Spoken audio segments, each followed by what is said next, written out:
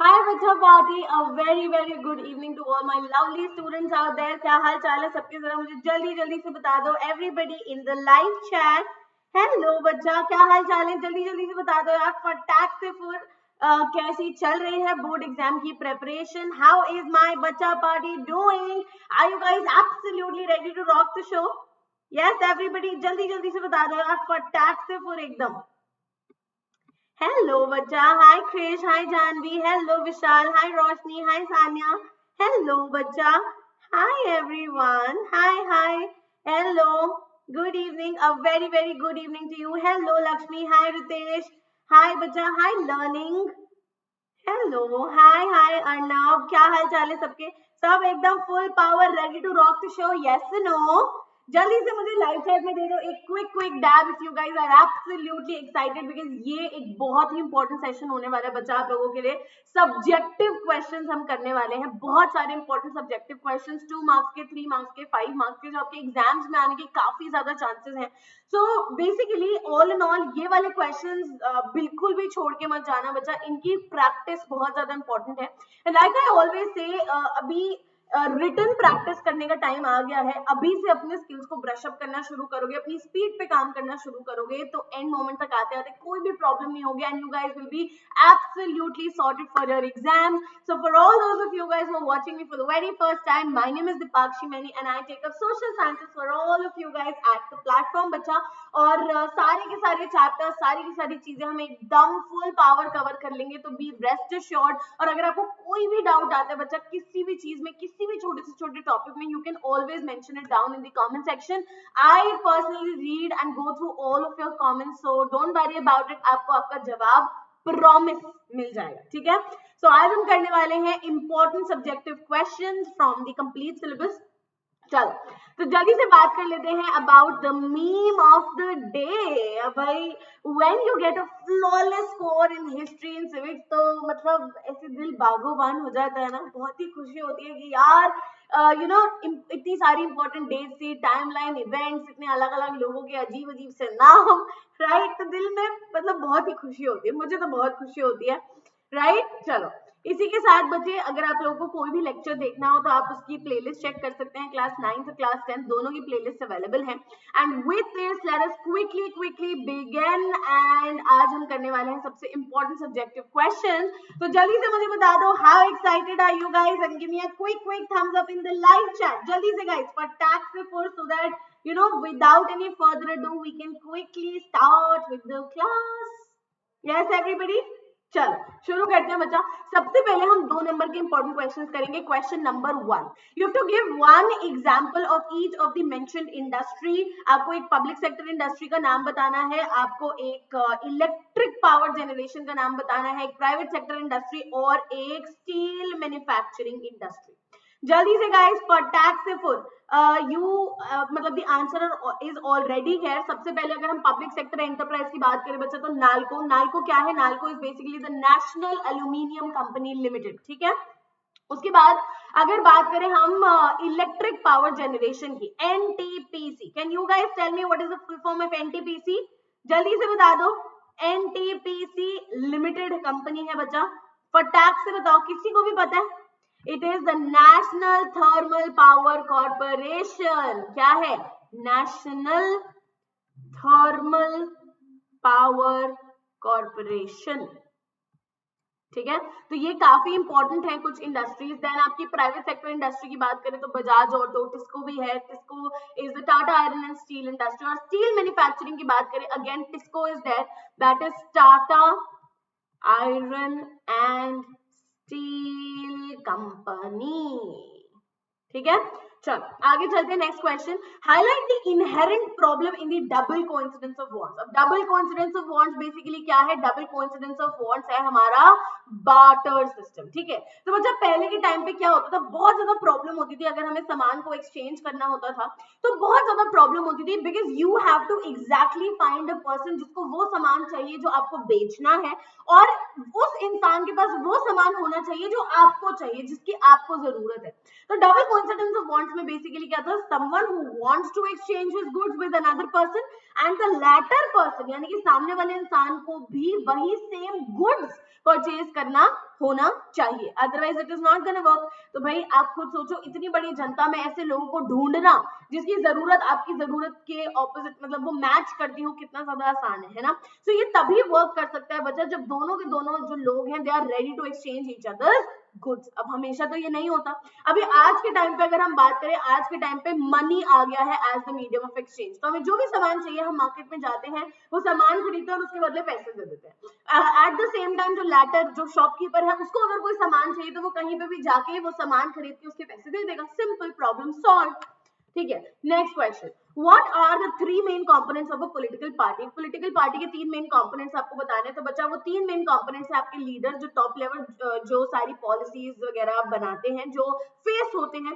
Then आगे भी active members जो इन लीडर्स को सपोर्ट करते हैं in order to run the political party, और फिर आगे फॉलोअर्स यानी कि दी ऑर्डिनरी सिटीजन, आम आदमी, राइट, जैसे हम लोग हैं दी ऑर्डिनरी सिटीजन। जैसे फॉर एग्जाम्पल लेट अस से कितनी सारी अलग अलग पॉलिटिकल पार्टी है, समाजवादी पार्टी है, भारतीय जनता दल है, बीजेपी, कांग्रेस, आम आदमी पार्टी, कोई भी इंसान किसी भी पर्टिकुलर पार्टी को फॉलो कर सकता है। तो दो वो हो गए हमारे फॉलोअर्स। आगे चलते हैं, एक छोटा सा क्वेश्चन मैं आपसे पूछती हूँ, इस क्वेश्चन का आंसर आपको देना है लाइव चैट में, और अभी अभी हमने करा यार। So very very easy question, What are the components of the political parties? Political party के क्या क्या components होते हैं? Followers, leaders, active members या फिर all of the above? Very very easy question, बहुत ही आसान question है। Very good guys, absolutely correct, बहुत बढ़िया, बहुत ही बढ़िया guys। The right answer to this is all of the above। यही हमने डिस्कस करा है। आगे चलते हैं, नेक्स्ट आ गए हमारे 3 मार्क के इंपॉर्टेंट क्वेश्चंस। बच्चा आप 3 मार्क के इंपॉर्टेंट क्वेश्चंस की आप बात करो तो समवेयर अराउंड 3 to 4 पॉइंट्स अगर आप इस आंसर के अंदर लिख जाओ तो आपको पूरे के पूरे नंबर मिल जाएंगे। And you have to make sure of one thing, बच्चा अपने दिमाग में ये चीज हमेशा रखना कि जो भी आप आंसर लिखते हो ना, that should be crisp and to the point, और पॉइंटर्स में हमेशा आंसर लिखना है। ठीक है, पॉइंटर्स के अंदर आंसर लिखना है। Avoid writing big big paragraphs for any particular answer that you are writing. ठीक है, उससे टाइम भी सेव होता है और and you know make your point also. चलो, तो पहला क्वेश्चन है आपका, explain the functions of the reserve bank of India. Money and credit का क्वेश्चन है, इंपॉर्टेंट क्वेश्चन है बच्चा कि रिजर्व बैंक ऑफ इंडिया के क्या फंक्शंस है। तो बहुत सारे फंक्शंस परफॉर्म करता है बच्चा हमारा रिजर्व बैंक। सबसे पहले तो हमारी कंट्री के जितने भी करेंसी नोट्स हैं वो रिजर्व बैंक प्रिंट करता है। क्या करता है?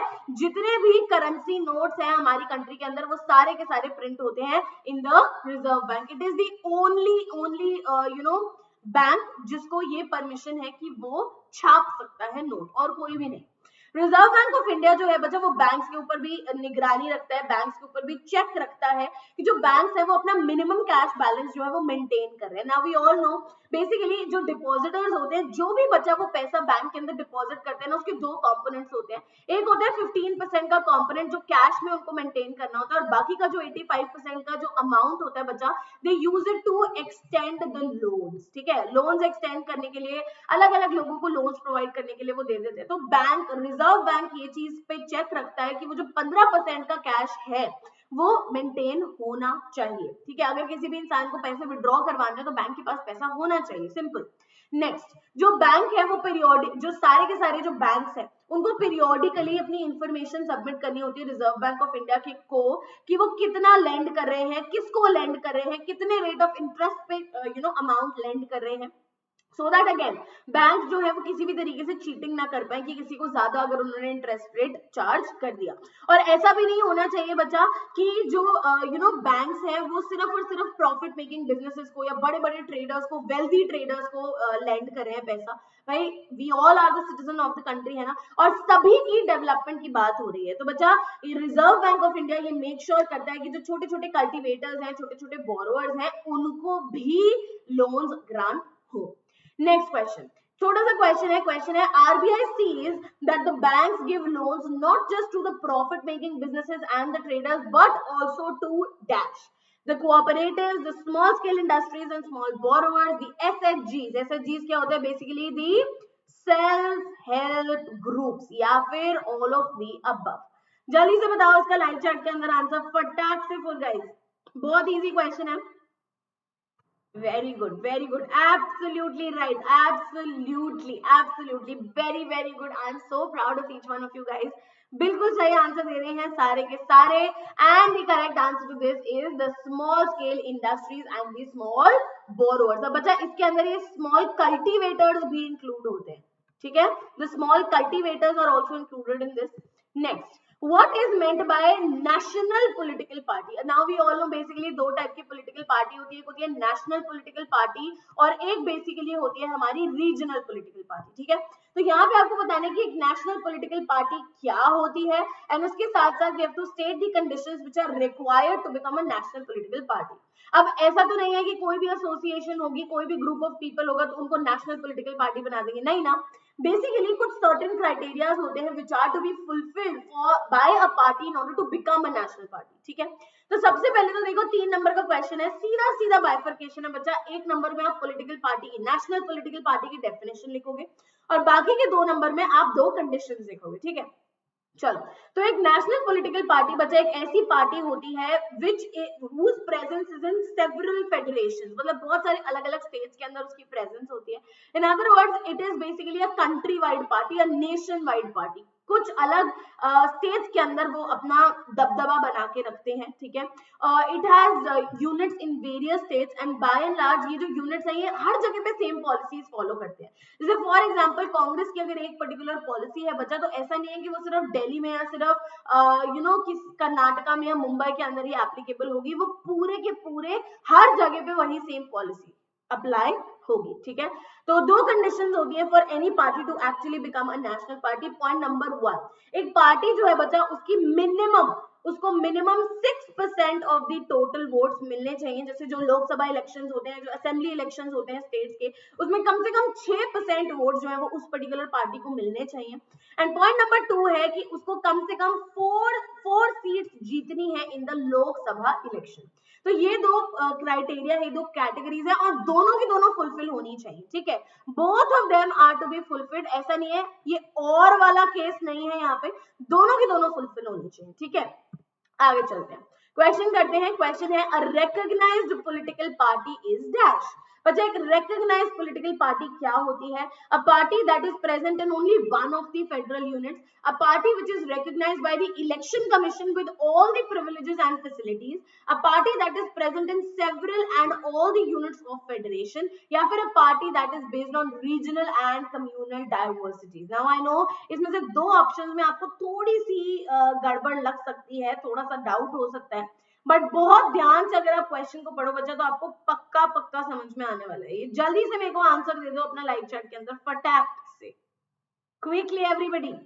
यस यस, बहुत बढ़िया बहुत बढ़िया. बहुत सारे लोगों को ऑप्शन नंबर बी और सी में कंफ्यूजन हो रहा है बच्चा, but the right answer is option number B.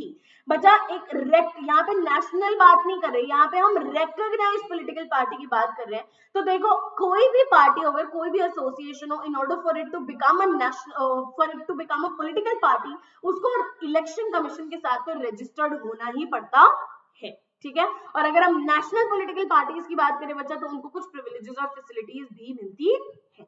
आगे चलते हैं, नेक्स्ट क्वेश्चन है आपका, analyse the 3 components of a political party. आपको पॉलिटिकल पार्टी के 3 कंपोनेंट्स को डिफाइन करना है. बेसिकली 3 कंपोनेंट्स तो हमने ऑलरेडी कर लिए हैं, लीडर्स होते हैं, एक्टिव मेंबर्स और फॉलोअर्स. ठीक है, बच्चा जो लीडर्स की बात करें, कोई भी पॉलिटिकल पार्टी हो, उनके कुछ फेसेस होते हैं ना, कुछ लीडर्स होते हैं जो इलेक्शंस के अंदर कंटेस्ट करते हैं, इलेक्शन के अंदर कैंडिडेटशिप में खड़े होते हैं, और अगर वो इलेक्शंस को जीत जाते हैं तो वो फिर सारी की सारी एडमिनिस्ट्रेटिव जॉब भी परफॉर्म करते हैं. जैसे फॉर एग्जांपल अगर मैं बात करूं बीजेपी की, ठीक है, तो बीजेपी की पर्टिकुलरली बात करी जाए तो उनके लीडर कौन है? श्री नरेंद्र मोदी, और आज वो हमारी कंट्री के प्राइम मिनिस्टर है. राइट, तो ये होता है लीडर्स का जॉब. देन आगे हमारे एक्टिव मेंबर्स. अब बच्चा देखो ऑब्वियसली बात है, अगर हम पॉलिटिकल पार्टी की बात कर रहे हैं, there are many hundreds and thousands of people which are actually associated with a political party, अगर मैं नेशनल लेवल की बात करूं. ठीक है, तो बच्चा ये वो लोग होते हैं जो एक्टिवली काम करते हैं पार्टी के लिए. ठीक है,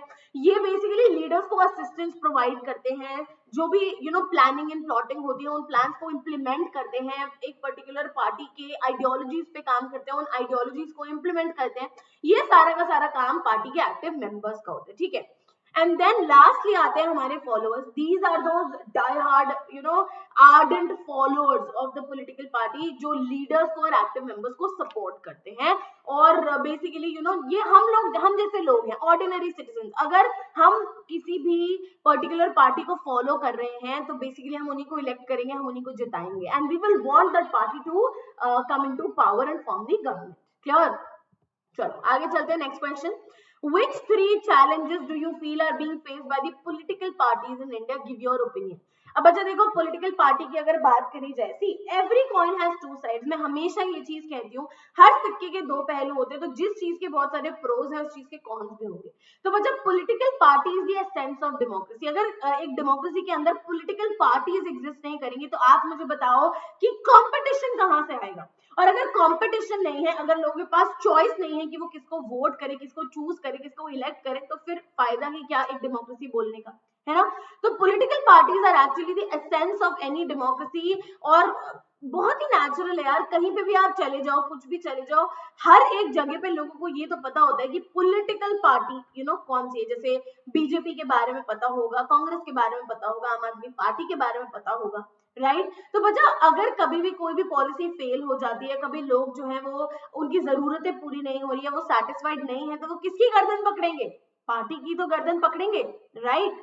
तो बच्चा मोस्टली जो पॉलिटिकल पार्टीज है वो काफी सारे चैलेंजेस फेस करती हैं इस एरिया में. नंबर 1 आता है लैक ऑफ इंटरनल डेमोक्रेसी. अब बच्चा देखो, पॉलिटिकल पार्टी, अब कहते हैं ना कि दूर से सब सुहाना लगता है, grass is always greener at the other side, है ना. तो जो पॉलिटिकल पार्टीज होती है ना बच्चे, ये इंटरनल डेमोक्रेसी की बहुत ज्यादा प्रॉब्लम्स फेस करती हैं. बहुत बड़ी क्या होता है कि सारे के सारे जो एक्टिव मेंबर्स होते हैं उनको बहुत सारी चीजों की इंफॉर्मेशन ही नहीं मिलती. ठीक है. तो बेसिकली क्या होता है, ऑर्गेनाइजेशनल मीटिंग्स नहीं होती, रेगुलर इलेक्शंस कंडक्ट नहीं करते, इंटरनल इलेक्शंस. बहुत बड़ी क्या होता है कि लोगों के बीच में, मतलब पॉलिटिकल पार्टी के जो मेंबर्स होते हैं उनके आपस में कॉन्फ्लिक्ट्स चल रहे होते हैं, तो फैक्शंस बन जाते हैं, ठीक है, अलग अलग पार्टीज के अंदर. तो ये एक बहुत बड़ा ड्रॉबैक है, एक चैलेंज है. नेक्स्ट आता है डायनेस्टिक सक्सेशन. अनदर चैलेंज जो बहुत सारी पॉलिटिकल पार्टीज फेस करती हैं, उसमें क्या होता है बच्चा, जो टॉप लेवल वाले लीडर्स होते हैं ना, वो क्या करते हैं, वो चाहते हैं कि हमारा कोई भी बहुत क्लोज है, जैसे कोई रिश्तेदार हो गया, कोई रिलेटिव, कोई बहुत क्लोज फ्रेंड्स वगैरह हो गए, वो उन्हीं को आगे लीडर बना देते हैं. ठीक है. तो बेचारे जो एक्टिव मेंबर्स होते हैं, जो बहुत डिजर्विंग कैंडिडेट्स होते हैं, उनको कभी आगे आने का, ऊपर उठने का मौका ही नहीं मिलता. ठीक है. तो जो टॉप पोस्ट होती है बच्चा, they are generally controlled by one of the members of the family, which is unfair for the other members, of course. Then next आता है मनी एंड मसल पावर. अब भाई पैसे से बहुत कुछ लोग कर देते हैं. द थर्ड चैलेंज, और ये बहुत ही ग्रोइंग चैलेंज है, that is money and muscle power. जिस पार्टी के पास है, जिस कैंडिडेट के पास बहुत ज्यादा पैसा है, बच्चा वो इलेक्शन के अंदर बहुत ज्यादा पैसा लगा के वोट भी खरीद सकता है. ठीक है. एट टाइम्स क्या होता है, वो पोलिंग बूथ में हेर फेर कर देते हैं, पोलिंग बूथ के एंड मोमेंट पे पोजीशन चेंज कर देते हैं. कभी कभी मसल पावर का इस्तेमाल करके लोगों को डरा धमका के, इलेक्शंस को सिर्फ जीतने के लिए वो लोगों को डरा धमका के उनसे वोट करवाते हैं. अब भाई अगर कोई बंदूक की नोक पे बोलेगा कि वोट मुझे ही करने, तो डर के मारे वोट तो करेंगे ही ना लोग, राइट. तो बेसिकली बच्चा नाउ डेज क्या होता है, इलेक्शंस में लोगों को क्या चाहिए कि हम बस जीतने चाहिए इलेक्शन, हमें पावर में आना है. ठीक है. तो ये कुछ शॉर्टकमिंग्स हैं बच्चा. आगे चलते हैं. Next question. अभी पहले मेरे को बताओ कि यहाँ तक आपको लोगों को सारा का सारा पार्ट समझ में आया? इसमें किसी को कोई डाउट, कोई दिक्कत, कोई परेशानी यहाँ तक के कोई भी पार्ट में? क्विकली टेल मी गाइस, फटाक से फोन मेरे को बता दो, एक थम्स अप दे दो अगर यहाँ तक का आपको सब कुछ समझ में आ गया, इसमें आपको कोई भी डाउट, कोई भी प्रॉब्लम, कोई दिक्कत परेशानी नहीं है, तो so that we can move forward. चले आगे. चलो बहुत बढ़िया. नेक्स्ट आता है, serious efforts were made by the legal organizations to reform the political parties in India. Very important question. पर ये 3 मार्क्स में भी आ सकता है, आपका 5 नंबर के अंदर भी क्वेश्चन आ सकता है. आपको एक तो स्टेटमेंट क्वेश्चन 3 मार्क्स में, 2 मार्क्स में काफी इंपॉर्टेंट है. कोई भी आपको स्टेटमेंट उठा के दे देंगे, बोलेंगे justify the statement, support the statement, give reason for the statement, anything. ठीक है. तो वो ध्यान से देखना. अब यहाँ पे आपको बताना है कि क्या क्या रिफॉर्म्स लाए जा सकते हैं पॉलिटिकल पार्टीज को चेंज करने के लिए. ठीक है. तो बहुत ज्यादा सीरियस एफर्ट्स डाले जा रहे हैं बच्चा बाय द लीगल ऑर्गेनाइजेशंस की पॉलिटिकल पार्टीज जो है उनमें चेंजेस आ सके, रिफॉर्म्स आ सके. और these are the following pointers. Number 1, जो सुप्रीम कोर्ट है बच्चा, उन्होंने सारे के सारे कैंडिडेट्स, जो भी कैंडिडेट्स इलेक्शंस के अंदर कंटेस्ट कर रहे हैं, उनके लिए मैंडेटरी बना दिया है, उनके लिए ये कंपल्सरी बना दिया है बेसिकली कि उन लोगों को अपने सारे के सारे डिटेल्स जो हैं वो एक एफिडेविट के थ्रू डिक्लेयर करने होंगे। मतलब सारे के सारे पर्सनल डिटेल्स भी, उनके पास कितने असेट्स हैं, उनके क्या लाइबिलिटीज हैं, क्या उनके ऊपर डेट्स हैं, एंड फॉर दैट मैटर अगर उनके कोई पेंडिंग क्रिमिनल केसेस हैं, ये सारी की सारी चीजों के जो डिक्लेरेशन है वो एक एफिडेविट के अंदर सारे कैंडिडेट्स को करना पड़ता है। और उसके साथ साथ this particular information is also made available to the public, कि पब्लिक जो है वो सारी की सारी चीजों को देख के समझ के फिर एक इंसान को चूज करे और उनको वोट करे। ठीक है, तो बच्चा ये बेसिकली थोड़ा इन्फ्लुएंस रिड्यूस कर देता है मनी और मसल पावर पे भी in the election. Point number 2, anti defection law.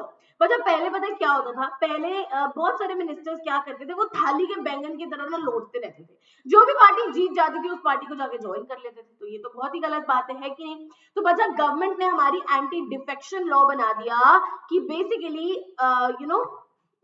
उन्होंने कॉन्स्टिट्यूशन के अंदर अमेंडमेंट ला दिया कि कोई भी एमएलए या जो एमपी है वो अपनी पार्टी में चेंज नहीं कर सकते। भाई कोई हॉपस्कॉच थोड़ा चल रहा है यहाँ पे, है ना, कि एक चीज पसंद नहीं आई दूसरा कर ली, दूसरा नहीं तीसरा, तीसरा नहीं चौथा, ऐसा नहीं चलता। ठीक है, तो एमएलए और एमपी जिस पार्टी का पार्ट होते हैं वो वही पार्टी का पार्ट रहते हैं, चाहे फिर वो जीते या हारे। नेक्स्ट, इलेक्शन कमीशन ने कंपल्सरी कर दिया है सारी की सारी पॉलिटिकल पार्टीज के लिए to hold the organisational elections. ठीक है, ऑर्गेनाइजेशनल इलेक्शंस उनको होल्ड करने ही करने हैं एंड उनको अपने इनकम टैक्स रिटर्न्स फाइल करने ही करने हैं। ठीक है, so these are the 3 ways, there are many more other ways also, तभी I am saying 5 नंबर का भी ये क्वेश्चन आ सकता है। आगे चलते हैं। Next, why the demand deposits are considered as money. Very good question, कि डिमांड डिपॉजिट को हम पैसा क्यों कंसिडर कर रहे हैं, मनी क्यों कंसिडर कर रहे हैं। ठीक है, तो बच्चा बहुत सारे रीजंस है इस चीज के। नंबर 1, डिमांड डिपॉजिट जो होते हैं वो कभी भी एक इंसान अपने बैंक से विड्रॉ कर सकता है, ऑब्वियसली बात है, व्हेनेवर द पर्सन वांट्स। ठीक है, तो वो डिमांड डिपॉजिट्स को विड्रॉ कर सकते हैं जब भी हमें पैसे चाहिए। अगर आपके बैंक अकाउंट में अवेलेबल है, बैंक बैलेंस है, तो आप चेक देके अपने पैसे विड्रॉ करवा सकते हो। And they are widely accepted as the means of payment also. अगर कभी हमें बहुत बड़े अमाउंट की कहीं पेमेंट करनी होती है तो हम चेक भी दे सकते हैं if that much amount is available in our bank account along with the currency. इसीलिए इसको पैसा कंसिडर किया जाता है। And they are accepted wisely as a means of payment by check also instead of cash. आगे चलते हैं। Classify the industries according to their main role। बच्चा मेन रोल पे आपको बताना है, and how are these two different from each other। तो main role के बेसिस पे इंडस्ट्रीज जो है वो 2 कैटेगरीज के अंदर क्लासिफाई करी जाती है। पॉइंट नंबर 1 आ गया बेसिक और की इंडस्ट्रीज। बच्चा ये बेसिक इंडस्ट्रीज एक्चुअली में वो इंडस्ट्रीज होती हैं जो वो रॉ मटेरियल प्रोड्यूस करती हैं which is actually required by the other factory. तो आप ये जैसे for example iron and steel industry की बात कर लो। अब आयरन एंड स्टील इंडस्ट्री जो है वो आयरन और स्टील प्रोड्यूस कर रही है। अब आयरन और स्टील बचा बहुत सारी इंडस्ट्रीज का रॉ मटेरियल होता है। ठीक है, चाहे फिर आप ऑटोमोबाइल इंडस्ट्री की बात कर लो, चाहे फिर आप बहुत सारी ऐसी अलग अलग इंडस्ट्रीज हैं, चाहे फिर आप फॉर एग्जांपल यूटेंसिल्स बनने हैं। ठीक है, एल्यूमिनियम के यूटेंसिल्स बन सकते हैं, स्टील के यूटेंसिल बर्तन बनते हैं। ठीक है, तो उन सारी की सारी चीजों का रॉ मटेरियल क्या है, आयरन और स्टील ही तो है। बहुत सारी ऐसी चीजें होती है जिसमें आयरन और स्टील इस्तेमाल होता है। ठीक है, then copper smelting, aluminium smelting, all of these are the basic industries, the key industries जो रॉ मटेरियल प्रोवाइड करती हैं दूसरी इंडस्ट्रीज को। तो बेसिकली आप ये कह सकते हो कि बहुत सारी इंडस्ट्रीज जो है बच्चा वो इन पर्टिकुलर इंडस्ट्रीज के ऊपर डिपेंडेंट है अपने प्रोडक्ट्स को बनाने के लिए, प्रोड्यूस करने के लिए, मैन्युफैक्चर करने के लिए। Next question, consumer. अब कंज्यूमर इंडस्ट्रीज बेसिकली वो इंडस्ट्रीज होती हैं बच्चा जो ऐसे गुड्स प्रोड्यूस करती हैं which are directly usable by the consumers. ठीक है, जो कंज्यूमर्स डायरेक्टली यूज कर सकते हैं उनको बनाते हैं। जैसे आपका चीनी हो गया, टूथपेस्ट, ब्रश करते हो ना हर रोज, पेपर लिखने के लिए पेपर चाहिए होते हैं, सुइंग मशीन एक्सेट्रा। चलो क्वेश्चन करते हैं अब इसी के साथ एक बहुत इजी क्वेश्चन, और ये अभी अभी हमने थोड़ी देर पहले ही डिस्कस किया है कि एनटीपीसी की फुल फॉर्म क्या होती है। जल्दी से बता दो, फटाक से फॉर गाइस क्विकली, एनटीपीसी की फुल फॉर्म क्या होती है, quickly tell me guys. Is it the nuclear and the thermal power plants limited, non-thermal power corporation limited, national thermal power corporation limited, या फिर non hydro power corporation limited? जल्दी से quickly tell me. Very good, very good. So the right answer is option number C, that is the National Thermal Power Corporation Limited. Very good guys, very very good. आगे चलते हैं. तो this is basically the time table बच्चा. तो class 10 की बात करी जाए तो मंडे टू सैटरडे रोज मेरे सेशंस होते हैं बच्चा, एक्सेप्ट फॉर फ्राइडेज. और बात करी जाए अगर मैथ्स की, रोहन सर मैथ्स पढ़ाते हैं बच्चा, तो रोहन सर के भी मंडे टू सैटरडे सेशंस होते हैं एक्सेप्ट फॉर वेडनेसडे. वेडनेसडे को कोई सेशन नहीं होता. मंडे ट्यूसडे को आयुषी मैम का सेशन होता है 8 बजे, ठीक है. और वेंसडे थर्सडे को शिव सर का सेशन होता है, फिजिक्स का सेशन होता है 8 बजे. और फ्राइडे सैटरडे को निराली मैम यानी बायोलॉजी का, ठीक है. और 9th की बात करें बच्चा तो मंडे ट्यूसडे वेडनेसडे 3 o'clock को आपकी एसएसटी की क्लासेस होंगी 3 PM पे. और थर्सडे फ्राइडे सैटरडे को मैथ्स की क्लासेस होंगी 3 PM पे. और बाकी साइंस की बात करें तो 4 बजे आयुषी मैम का सेशन होगा मंडे ट्यूसडे को, वेडनेसडे थर्सडे को शिव सर का सेशन होगा 4 PM पे. और फ्राइडे और सैटरडे को होगा निराली मैम का सेशन 4 PM पे, ठीक है. चलो आगे चलते हैं. नेक्स्ट हम बात करते हैं हमारे 5 मार्कर इंपॉर्टेंट क्वेश्चंस की. पहला क्वेश्चन, चलो guys, the economic strength of a country is measured by the development of the manufacturing industries. Analyze the statement. I have already told you statement questions आने के बहुत chances हैं हमारे paper के अंदर, बहुत इंपॉर्टेंट है बच्चा. तो बेसिकली अगर आप मैन्युफैक्चरिंग इंडस्ट्रीज की बात करो बच्चा तो हमें बहुत सारे यूजफुल प्रोडक्ट्स देती हैं, रॉ मटेरियल देती हैं. फॉर एग्जांपल अगर मान लो कॉटन है, ठीक है, तो कॉटन का जो रॉ मटेरियल है बच्चा उससे हमारी कॉटन की टी शर्ट प्रोड्यूस हो रही है, फिर ही तो वो टी शर्ट मार्केट के अंदर जाएगी. फॉर एग्जांपल बिस्किट बनना है, बिस्किट अगर फ्लावर से बनता है, व्हीट फ्लावर से बनता है, राइट, तो व्हीट फ्लावर को मैन्युफैक्चर करेंगे, है ना, रॉ मटेरियल को मैन्युफैक्चर करेंगे, उसके बाद ही तो उसको प्रोसेस करके उसका बिस्किट बनाएंगे, बेक करेंगे, उसमें फ्लेवर्स टेस्ट वगैरह ऐड करेंगे, राइट. तो बच्चा इन इंडस्ट्रीज के बिना डेवलपमेंट हो ही नहीं सकती कंट्री के अंदर, ऑब्वियस सी बात है. तो हमें बहुत सारे पॉइंटर्स दिमाग में रखने हैं इसके. नंबर 1, मैन्युफैक्चरिंग इंडस्ट्रीज जो होती है ना बच्चा वो एग्रीकल्चर को भी मॉडर्नाइज करती है. देखो इंडस्ट्रीज के अंदर ही एचवाईवी सीड्स बनती हैं, फर्टिलाइजर्स बनते हैं, मशीनरी बनती है, इंसेक्टिसाइड्स बनते हैं, पेस्टिसाइड्स बनते हैं. अब इन्हीं की मदद से, इन्हीं चीजों की मदद से हम एग्रीकल्चर के अंदर कल्टीवेशन ज्यादा अच्छे से कर पाते हैं ना, राइट.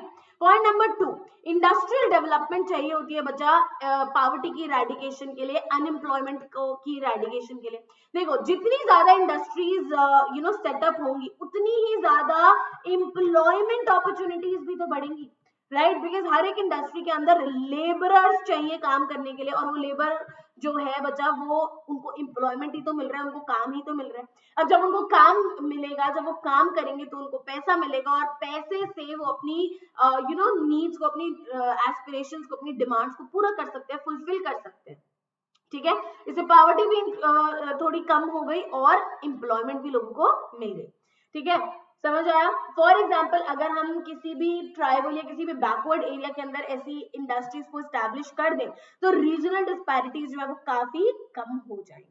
क्लियर. देन कंट्रीज जो है बच्चा वो जो अपने रॉ मटेरियल को ट्रांसफॉर्म करती हैं, रॉ मटेरियल को ही तो प्रोसेस करके एक फिनिश प्रोडक्ट के अंदर ट्रांसफॉर्म करा जाता है. अब बच्चा वो जो फिनिश प्रोडक्ट होता है that is of much higher value, है ना. और जितना ज्यादा फिनिश्ड प्रोडक्ट होता है उतनी ही ज्यादा एक कंट्री प्रॉस्परस होती है, जैसे यूएसए. क्लियर. आगे चलते हैं, क्वेश्चन करते हैं. एक छोटा सा एमसीक्यू क्वेश्चन है बच्चा. The economic strength of a country is measured by the development of which of the following. जो एक कंट्री की इकोनॉमिक स्ट्रेंथ है वो इन में से किस पर्टिकुलर एस्पेक्ट पे डिपेंड करती है, मेजर करी जाती है. एग्रीकल्चर से, इंफ्रास्ट्रक्चरल फैसिलिटीज से, मैन्युफैक्चरिंग इंडस्ट्री से, या फिर एक्सपोर्ट ट्रेड. जल्दी से गाइस फटाफट से बता दो, क्विकली एवरीबॉडी, क्या होगा इसका सही जवाब. वेरी गुड, वेरी गुड, बिल्कुल सही guys.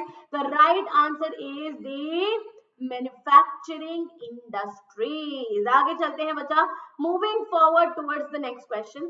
How do the self help groups, very important question बच्चा. सेल्फ हेल्प ग्रुप जो है वो कैसे हेल्प करते हैं बोरोअर्स को to overcome the problem of lack of collateral. ठीक है, बहुत सारे बच्चे जो गरीब लोग होते हैं उनके पास कोई कोलैटरल होता ही नहीं। कोलैटरल क्या है? कोलैटरल बेसिकली एक एसेट है जो आप गिरवी रख के उसके अगेंस्ट लोन ले सकते हो। बट बहुत सारे पुअर लोग ऐसे जिनके पास एसेट्स बहुत ज्यादा होते ही नहीं है। ठीक है, जैसे जो पूरा पुअर लेबरर्स हो गए, उनके पास कहाँ होगा लैंड, है ना, जिसको वो गिरवी रख सके। तो बचा एब्सेंस ऑफ कोलैटरल एक बहुत ही मेजर प्रॉब्लम है specially rural regions of India के अंदर, क्योंकि जितने भी हमारे जितने भी हमारे फॉर्मल सेक्टर क्रेडिट गिवर्स होते हैं वो हमेशा कोलैटरल रख के ही लोन प्रोवाइड करते हैं, क्योंकि भाई वो खुद थोड़ा नुकसान के अंदर जाएंगे, है ना।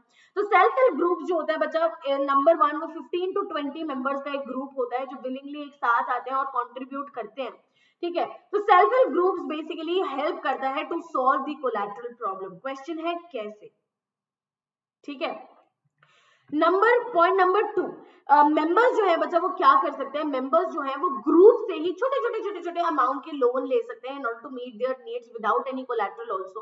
अब ऐसा नहीं है कि ये जो ग्रुप है ये पैसे पे कोई इंटरेस्ट चार्ज नहीं करता, बिल्कुल करता है, इंटरेस्ट चार्ज करते हैं, but the amount, the rate of interest is much much laser. ठीक है, बहुत कम रेट ऑफ इंटरेस्ट के ऊपर ये दे देते हैं लोन। ठीक है, और बचा बहुत सारे जो डिसीजंस होते हैं regarding the savings, the loan activities, ये सारे के सारे ग्रुप मेंबर्स इकट्ठे मिलके एक साथ लेते हैं। और जो ग्रुप डिसाइड्स है, जो ग्रुप है वो ही डिसाइड करता है कि कितना अमाउंट का लोन देना है, किस इंटरेस्ट पे लोन देना है, कितने टाइम के लिए लोन देना है, the time period in which the amount, the principal amount is to be return, payment schedule क्या होगा, वो सारी की सारी चीजें मेंबर्स ही करते हैं decide. In fact, the group itself is also responsible for the repayment of the loan. अब भाई अगर ग्रुप ने मिलजुल के डिसाइड किया कि इस इंसान को इतने अमाउंट का लोन दे सकते हैं, तो उस केस के अंदर ये भी ग्रुप ही डिसाइड करता है कि वो लोन रीपे कब होगा। ठीक है, वापस कब दिया जाएगा।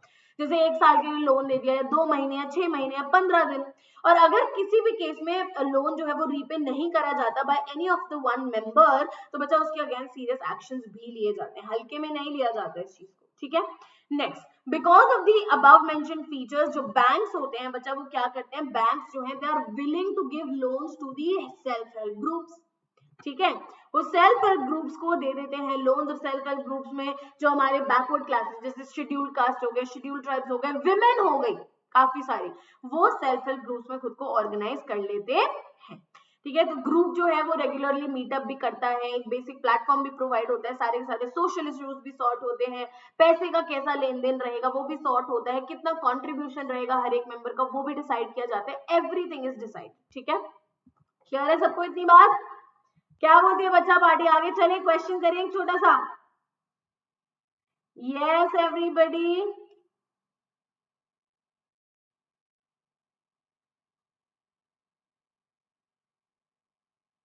क्विकली क्वेश्चन करें, थम्स अप दे दो मुझे लाइव चैट के अंदर एक। वेरी गुड, चलो क्वेश्चन है आपका that a typical self help group usually has how many members. एक टिपिकल सेल्फ हेल्प ग्रुप में यूजुअली कितने मेंबर्स होते हैं बच्चा? 100 to 200 members, 50 to 100 members, less than 10 members, या फिर 15 to 20 मेंबर्स? जल्दी से बताओ बताओ बताओ। Very good, absolutely correct, very good guys. Approximately 15 to 20 members होते हैं बच्चा एक टिपिकल सेल्फ हेल्प ग्रुप में। चलो आगे चलते हैं, अभी नेक्स्ट क्वेश्चन करते हैं। Which states of India have the maximum extent of the cotton textile growth? बच्चा ऐसे कौन से रीजन्स हैं हमारी कंट्री के अंदर जहाँ पे कॉटन टेक्सटाइल की ग्रोथ सबसे ज्यादा हो सकती है, और उसके क्या रीजंस हैं? तो बच्चा महाराष्ट्र और गुजरात ऐसे रीजन्स हैं जहाँ पे सबसे ज्यादा मैक्सिमम एक्सटेंट ऑफ ग्रोथ हो सकती है कॉटन टेक्सटाइल मिल की। बेसिकली कॉटन को ग्रो करने के लिए चाहिए होती है ब्लैक सॉइल। ठीक है, और ब्लैक सॉइल इन रीजन्स के अंदर भरपूर है। ठीक है, बहुत सारे और भी रीजंस है। Number 1, availability of the raw material, soil type, favourable soil type चाहिए, क्लाइमेटिक कंडीशंस प्रॉपर चाहिए, है ना। तो कॉटन को ग्रो करने के लिए बेसिकली मॉइस्चर वाले एनवायरनमेंट के अंदर कॉटन ग्रो करती है। तो बेसिकली जहाँ पे रॉ मटेरियल्स प्लेंटी के अंदर अवेलेबल है, वहीं पे अगर हम इंडस्ट्री सेटअप करें तो ज्यादा फायदा होगा। Point number 2, transport. बच्चा ये जो पर्टिकुलर रीजन है, ये ट्रांसपोर्ट के केस में काफी वेल कनेक्टेड है to the rest of the country, and in fact इनके आसपास लार्ज बड़े बड़े पोर्ट्स भी हैं जहां से वो रॉ मटेरियल मंगवा सकते हैं, जहां से वो फिनिश्ड गुड को एक्सपोर्ट कर सकते हैं। देन पॉइंट नंबर 3 आता है मार्केट। अब बच्चा मार्केट भी बहुत आसपास वेल एस्टैब्लिश्ड मार्केट्स हैं, चाहे फिर वो नेशनल मार्केट्स हो या फिर वो इंटरनेशनल मार्केट्स हो, वेल एस्टैब्लिश्ड मार्केट्स हैं जिन पे बेसिकली ट्रांसपोर्टेशन की हेल्प से हम सामान को भेज सकते हैं, बेच सकते हैं। पॉइंट नंबर 4 आता है हमारा लेबर। बच्चा लेबर भी लोकली चीप लेबर अवेलेबल है, एंड बहुत सारे माइग्रेंट लेबरर्स भी हैं जो नॉर्दर्न स्टेट से चले जाते हैं वहां पे पैसे कमाने के लिए। भाई पैसे तो, एम्प्लॉयमेंट तो सभी को चाहिए। एंड लास्टली आता है moist climate. Like I said बच्चा, कॉटन की कल्टीवेशन के लिए मॉइस्ट क्लाइमेट बहुत जरूरी है और इन रीजन में वही क्लाइमेट होता है। आगे चलते हैं, next question, what does NTPC refer to. अब बच्चा आपके चैप्टर के अंदर मैन्युफैक्चरिंग इंडस्ट्रीज के अंदर लास्ट पेज पे एक बॉक्स के अंदर ये वाला चैप्टर, ये वाला पॉइंटर गिवन है आपको, तो आपको ऐसे 2 वेज बताने हैं through which NTPC, that is the National Thermal Power Corporation, has contributed towards the preservation of the natural environment. तो एनटीपीसी क्या है? एनटीपीसी बच्चा नेशनल थर्मल पावर कॉर्पोरेशन है और उन्होंने बहुत ही प्रोएक्टिव अप्रोच को अडॉप्ट किया है ताकि वो नेचुरल एनवायरनमेंट को और रिसोर्सेज को अच्छे से प्रिजर्व कर सके, अच्छे से इस्तेमाल कर सके।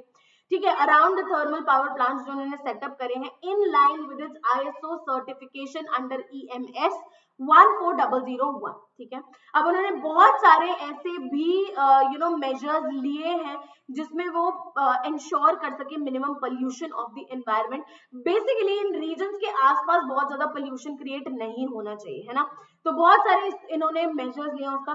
पॉइंट नंबर 1, सबसे पहले सबसे लेटेस्ट टेक्नोलॉजी के इक्विपमेंट्स को इन्होंने यूज किया, जो भी पुरानी एग्जिस्टिंग इक्विपमेंट्स थी उन्होंने अपग्रेड करा ताकि बेसिकली पोल्यूशन क्रिएटिंग प्रोडक्ट्स जो है वो मिनिमाइज हो जाए।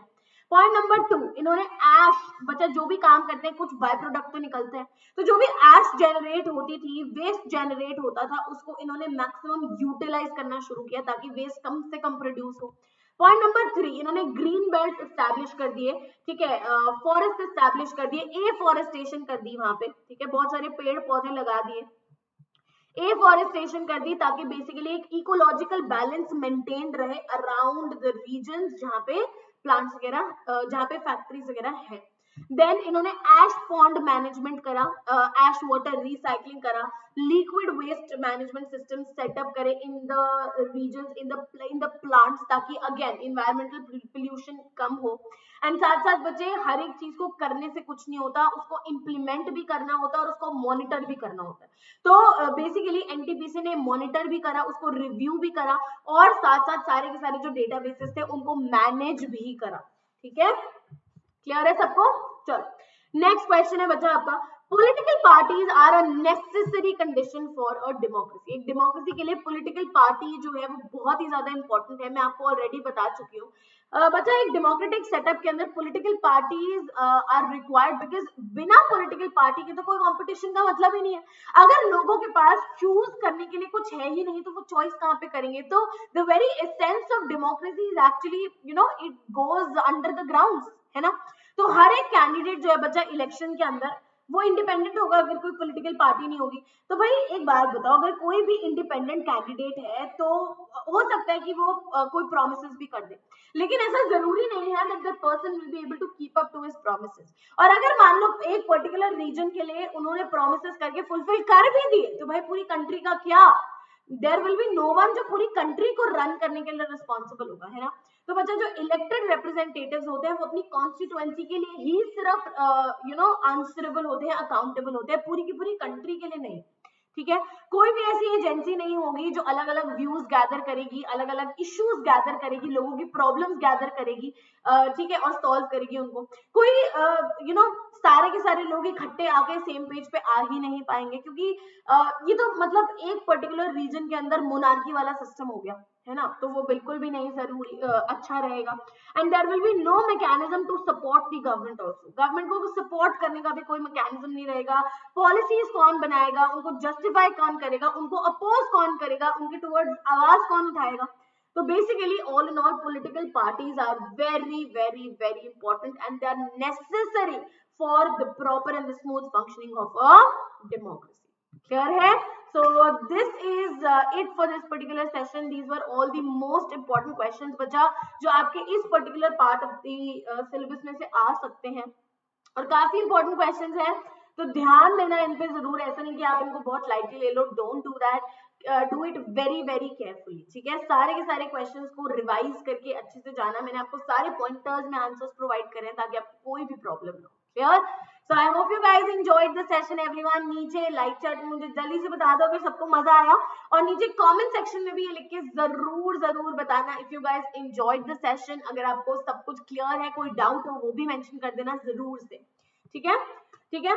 और बच्चा उसके साथ साथ क्लास 10th की और क्लास 9th की प्लेलिस्ट भी अवेलेबल है ताकि आप लोगों को कोई कंफ्यूजन ना हो. Link is also given in the description box below, so make sure that you have a look at it. और उसके साथ साथ बच्चे जिसने अभी तक टेलीग्राम चैनल को ज्वाइन नहीं करा है, you guys are certainly missing on a lot of things, trust me. तो बच्चा this is the QR code, और आप लोग गूगल लेंसेज को स्कैन कर सकते हो. गूगल लेंसेज स्कैन करके you will directly land into the Telegram group. Otherwise you can also use this link that is bit.ly/topperstudy, और यहाँ पे आपको सारे के सारे PDF नोट्स भी मिल जाएंगे, सारे के सारे इंपॉर्टेंट नोटिफिकेशन, हर एक टीचर की सेशन का डिटेल, सब कुछ यहाँ पे मिल जाएगा.